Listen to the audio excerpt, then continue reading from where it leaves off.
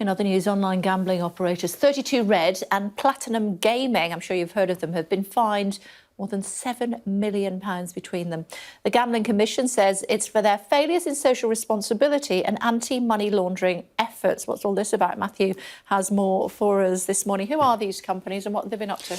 Well, they're two of the most prominent gambling companies in the country, in fact. And the scale of the fine is large, let's make no bones about it, but the Gambling Commission has shown it's prepared to make these sorts of fines in the past. As to what they've done, it's essentially failures to identify and protect problem gamblers. So if we take 32 Red Limited, which runs 32red.com, they failed to identify problem gamblers based on the length of their gambling sessions. They allowed one problem gambler to deposit £43,000 and lose £36,000 in the space of a week. Wow. Yeah, and these two companies, they're actually connected. Platinum Gaming, which runs unibet.com, they're both part of something called the Kindred Group. And one of the other failings was that... They're based offshore, aren't they? Both actually based in Gibraltar, as many gambling companies are. One of the other problems the Gambling Commission identified was that these problem gamblers on 32red.com were able to register, even though they'd been blocked, they would be able to register on Platinum Gaming and continue gambling. Even though they're the same? Even though they're part of the same group. Now, we have a short statement from the Kindred Group after this fines were issued. They told us that Kindred acknowledges and appreciates the Commission's clear recognition that the group's UK operation is in an improved position since the assessment took place and that it remains suitable to hold an operating licence. Our commitment to reducing gambling harm across our platforms is a key part of our journey towards zero ambition, and we're redoubling our efforts to ensure we continue that progress. OK, it'll be interesting to see what their profits are. Good to talk to you, Matthew. Thanks very much indeed. Well, joining us now are Charles and Liz Ritchie, who set up the organisation Gambling with Lives after they lost their son to gambling addiction in 2017. We've chatted a couple of times before, haven't we? Thanks for joining us at such short notice. Really appreciate it. I wonder what your thoughts are. A, on the fine, £7 million, and B, on what the statement was from the organisation that represents these two companies. Well, I think, first of all, Kay, I'd quite like to address the idea that people are called problem gamblers, if that's OK. And then Charles could maybe talk about that because he's better at me at that. The problem is that we've got problem products and problem selling. So the problem products are very addictive. They're more addictive than Class A drugs, and they're pushed down the throat of our young people. And that's exactly what happened to our son. These products, more addictive than heroin, were right by school, and now they're online. They're in everybody's pocket on their smartphone.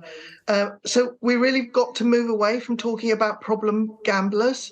Anybody can be a problem gambler, because anybody could be addicted to heroin if they were given an armful of it.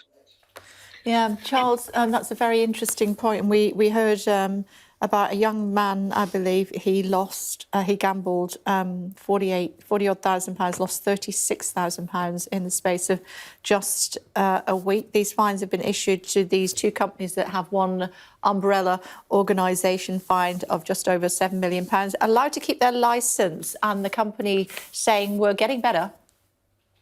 Well, I mean, I think the thing is, and as your piece said, these are high street names. These aren't backstreet minor players in the field. These are, high street companies. Everybody knows them. And a fine of 7.1 million really is just a fraction of the massive profits they make. And I think it's absolutely worth remembering that Platinum were fined 1.6 million in 2018. 32 Red were fined £2 million in 2019. Kindred have been fined in Sweden, the Netherlands, Poland since those fines, and still these practices go on. We as Gambling with Lives are dealing with cases which are current. These aren't historical. It's something that the industry keeps on saying, we're getting better, we're getting better. They used to use the appalling phrase, we weren't best in class. They are still not best in class. That we are dealing with deaths which happened literally in the last few weeks.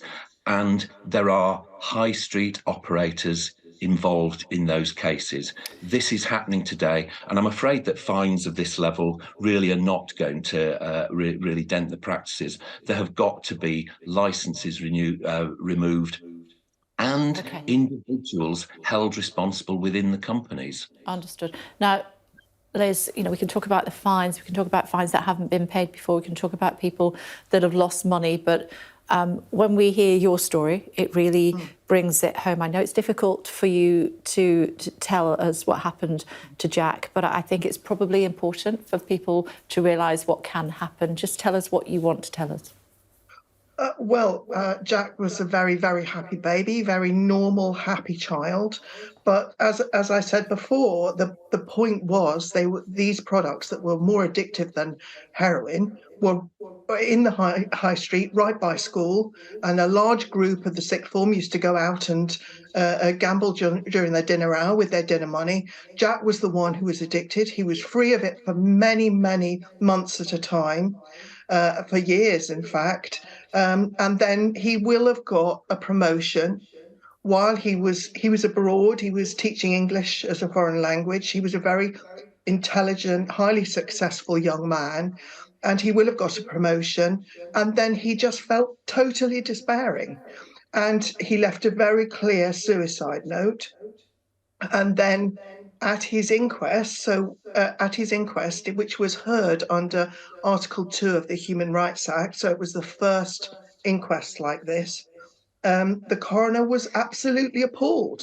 He said it was completely, woefully inadequate, because the information for us and for him was industry funded, pro-industry information, and the treatment has been industry funded. So, it is really about time that the government got the white paper out, and it won't be everything that we need, but it will be a start.